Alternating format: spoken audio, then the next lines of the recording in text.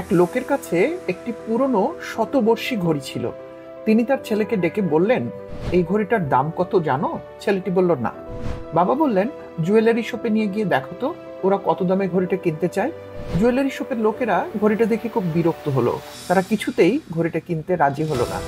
এবার বাবা বললেন, পুরনো ভাঙ্গারি দোকানে নিয়ে গিয়ে দেখো তো ওরা কত দিতে চায়। ভাঙ্গারি দোকানদার ভাবলেশহীন।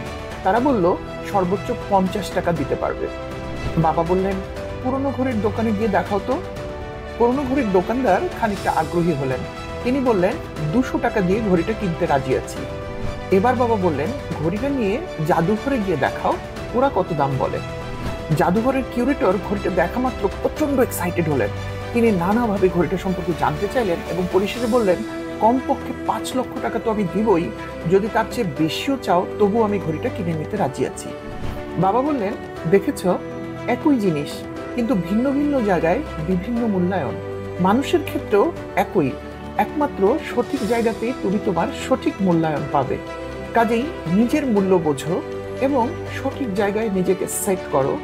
তোমার অবমূল্যায়ন হয় এমন জায়গায় নিজেকে আটকে রেখো না।